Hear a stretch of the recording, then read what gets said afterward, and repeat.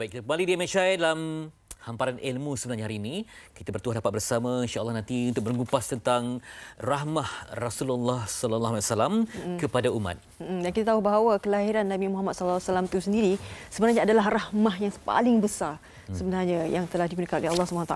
Dan kita terus berbicara berkenaan dengan rahmah Rasulullah SAW kepada umat. Kita nak bersama dengan Ustaz Datuk Dr. Zahaza Muhammad. Assalamualaikum. Ya Allah, lama tak jumpa. Ya. Waalaikumsalam. Kembali Ustaz ke Malaysia hari ini. Ustaz, kita pun sedia arif bahawa Rasulullah ni adalah satu anugerah untuk dunia, untuk ummah. Sekalipun telah wafat, namun segala yang indah Rasulullah tinggalkan itu bermakna buat kita. Namun kalau kita imbas kembali perjuangan baginda ini dilahirkan ataupun dalam keadaan yang mencabar. Pada waktu itu tanpa ayah, kemudian ibu pun meninggal pada usia yang muda, dan kalau ketika menerima wahyu pun mendapat penentangan, bukan mudah untuk membawa Islam. Jadi macam mana Rasulullah tetap bertahan dengan kualiti yang ada, dengan tarbiyah yang Allah berikan untuk baginda? Silakan. Ya. Fitri, Fariha dan para penonton ini mulia Allah sekalian, ya. Jadi kita berbicara tentang Nabi ini, kalau kita lihat satu perkara yang menarik pada hujung surat Taubah. Yang mana Allah Taala menyatakan, laqad ja'akum rasulun min anfusikum azizun 'alaihi ma 'anittum harisun 'alaikum bil mu'minina raufur rahim. Bahawa telah datang kepada kamu seorang Nabi, seorang Rasul yang punya sifat kualiti yang sangat hebat, yang tidak suka melihat kamu ditimpakan benda-benda yang bersifat beban, tanggungjawab yang berat-berat. Dan sifat Nabi ini diberikan oleh Allah, dipinjamkan dua daripada nama-namanya yang mulia. Nama Allah ni yang kita sedia maklum dalam satu hadis menghimpunkan ada 99. Tapi dua sifat ni dipinjamkan kepada Nabi kita, tidak kepada Nabi-Nabi yang lain. Namanya Rauf, Rahim. Ya, ada orang nama Abdul Rauf, ada orang nama Abdul Rahim. Jadi apa beza di antara Rauf dan juga Rahim ni? Kalau kita pergi pada dia punya masdar dia ataupun dia punya adjektif dia, Rauf ni Ra'fatun dan juga Rahim ni Rahmatun. Jadi kenapa Allah beri dua sifat ini, ya? Jadi cuba kita lihat dalam satu contoh yang saya nak kemukakan kepada tuan-tuan sekalian, dalam satu peristiwa pada tahun ke-6 Hijrah, ketika berlaku meletusnya orang Yahudi yang bertindak memungkiri janji dengan umat Islam di Madinah, maka Nabi ambil tindakan untuk menyerang mereka. Laki-laki semua lari, tinggalkan budak-budak hamba, yang tinggalkan adalah anak-anak dan juga orang tua dan budak kecil. Maka antara yang jatuh dalam tawanan perang ni seorang perempuan yang baik, yang cantik. Nama dia Juwairiyah bintil Harith. Bapa dia ni adalah ketua kepada Yahudi, namanya Harith bin Abi Dhirar. Jadi apa yang berlaku, dalam satu rundingan dia dimiliki oleh Sabit bin Qais, seorang sahabat Nabi, dan kemudian nak dilepaskan, nak ditebus dirinya kerana dia seorang isteri kepada pemimpin besar Yahudi yang telah lari. Maka apa yang berlaku dalam peristiwa ini, akhirnya Nabi SAW telah menawarkan kepadanya, wahai Juwairiyah, hendak tak kalau aku bebaskan kau dan aku menikahimu? Ini nama dia empathy. Maknanya dalam perjuangan Nabi, kalau kita lihat sifat Nabi yang dibangun, disebut oleh Allah SWT dalam banyak keadaan, Rauf, Rahim. Rauf ni makna kasih sayang yang berteraskan kepada rasa memang nak melihat engkau selamat, nak. Rahim ini bersifat umum sikit. Sebab itu bila Allah sebut, wa ma arsalnaka illa rahmatan lil alamin, kami tidak utuskan kau Muhammad melainkan bawa rahmat ke seluruh alam. Maknanya Nabi punya rahmat ini umum sampai ke hari kiamat, termasuk kita yang Nabi tak pernah kenal pun.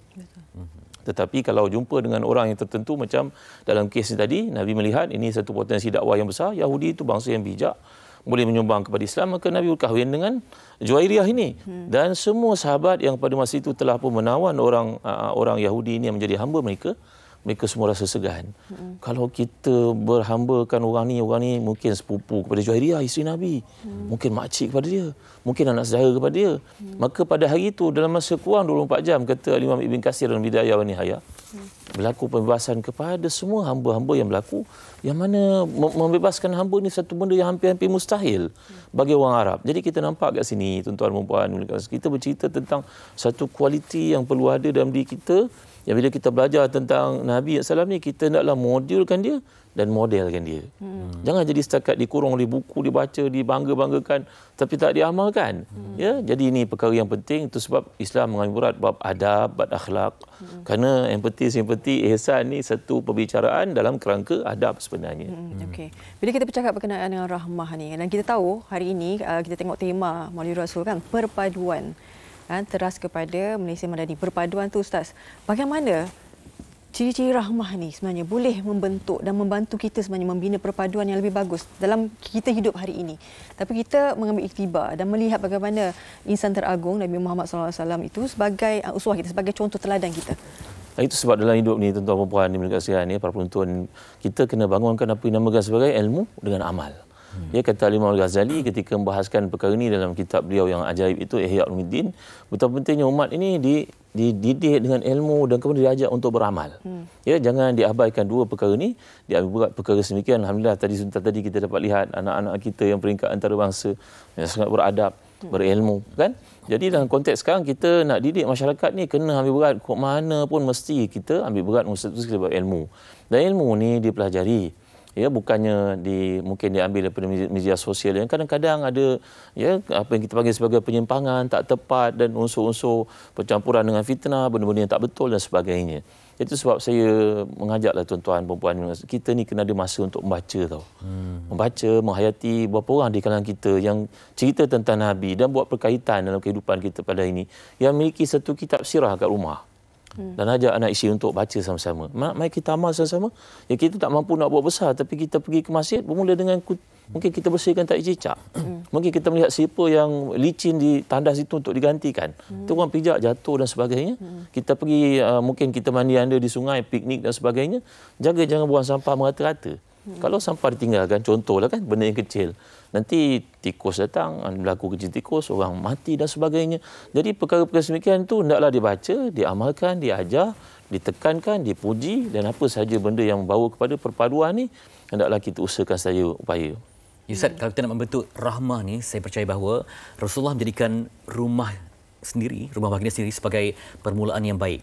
Dan kemudian baru dikembangkan kepada mungkin konsep kejiranan dan masyarakat yang sebab ketika awal Islam nak dibawa kepada masyarakat jahiliah, ada penentangan termasuk pada orang yang amat dicintai, dikasihi.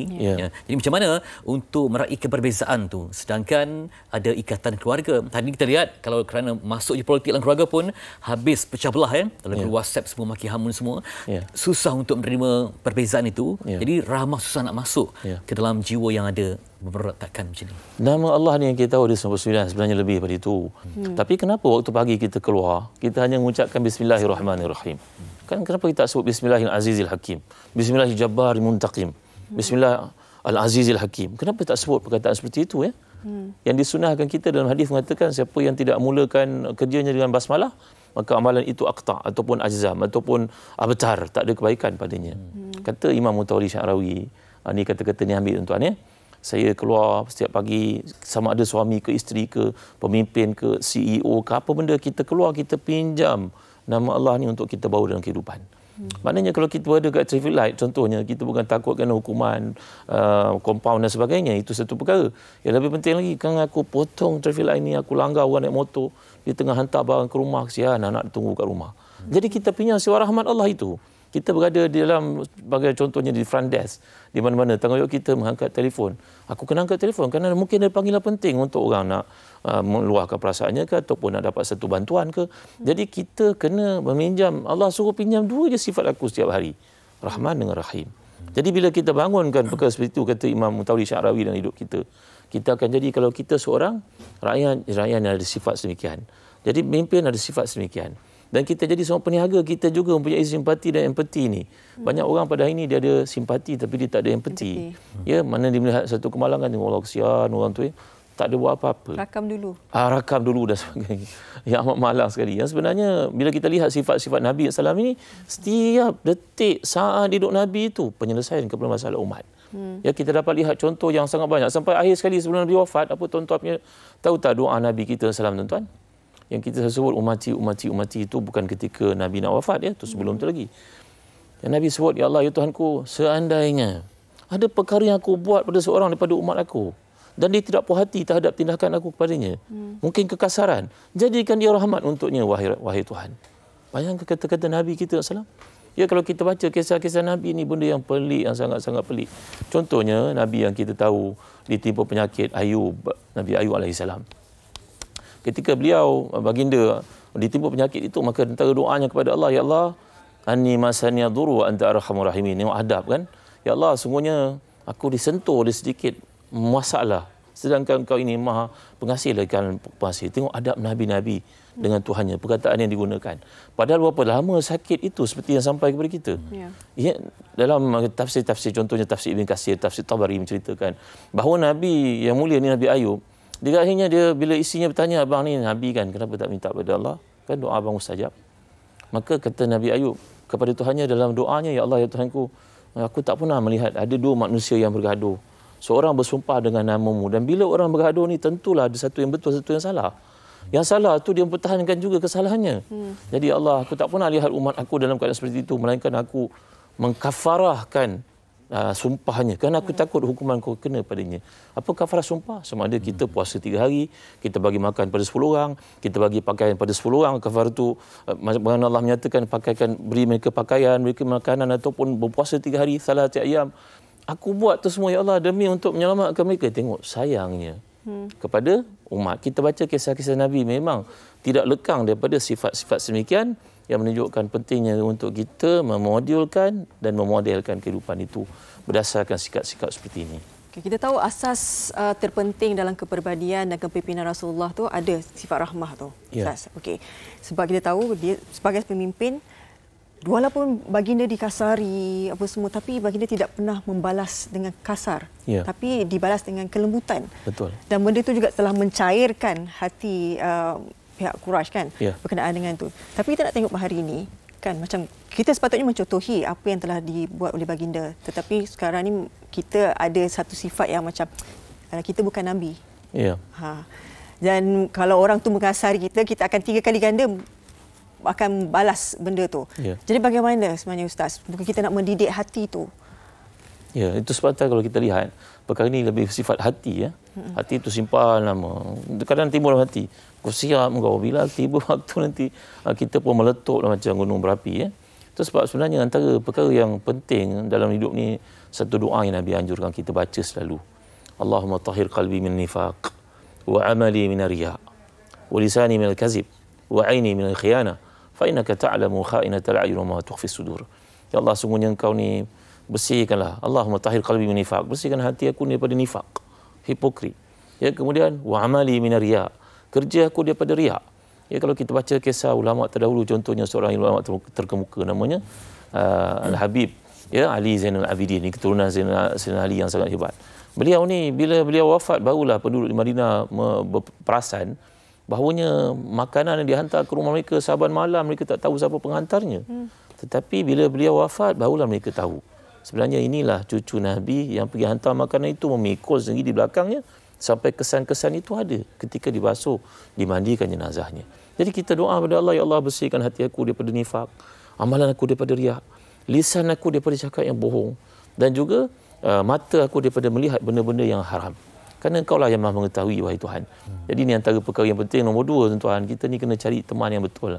Alhamdulillah saya kenal Fitri Fariha lebih kurang 20 tahun ya. Jadi kita cari dalam hidup ni orang yang dapat membantu kita untuk menjadi kita terbaik. Nombor 3, tuan-tuan, dalam hidup ini perkara yang sangat penting, kita kena jaga keberkatan tau. Makan kena jaga yang halal, yang bersih. Kerana makanan ni membentuk sangat bagaimana cara berfikir kita. Ya, ni antara perkara-perkara yang boleh kita lakukan, insya-Allah. InsyaAllah. Jadi tadi Ustaz ada kongsikan sambil berbincang, ada doa kesembuhan, Anni masaniyad dur wa anta arhamur rahimin. Ustaz, untuk akhirnya sebagai kesimpulan, mungkin ada doa yang nak dikongsikan kepada hadirin sekalian, penonton MHI, supaya kita dapat membawa doa ini sebagai kekuatan sanubari kita. Silakan. Jadi satu doa yang Nabi SAW anjurkan sama kita baca pada waktu ini. Bismillahirrahmanirrahim. Alhamdulillahirabbil wasalatu wassalamu ala asyrafil anbiya'i wal mursalin sayyidina Muhammadin wa ala alihi wa sahbihi ajma'in. Allahumma inna nas'aluka fi'lal khairat wa tarkal munkarat wa huwal musakin wa an taghfir lana wa tarhamana wa idza aradta biqawmin fitnatan fatawaffana ilaika ghairu maftunin.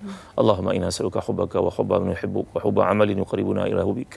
Ya Allah, kami mohon kepadamu selalu melakukan ketaatan, kuat untuk melakukannya, kuat untuk meninggalkan maksiat. Rahmatilah kami, kasihanlah kami, ampunkan dosa-dosa kami. Jadikan kami mencintai golongan yang susah, wahai Tuhan. Ya Allah, kalau Engkau ingin menimpakan fitnah pada agama satu golongan, selamatkan kami daripadanya, wahai Tuhan.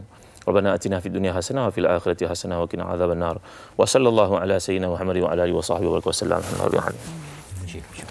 Terima kasih kepada Ustaz Dato' Dr. Zahazan Muhammad, pendakwah yang berkongsi ilmu sentiasa, dan semoga kita mendapat ibrah, pengajaran dan kebaikan di atas apa yang kami bincangkan pada pagi ini.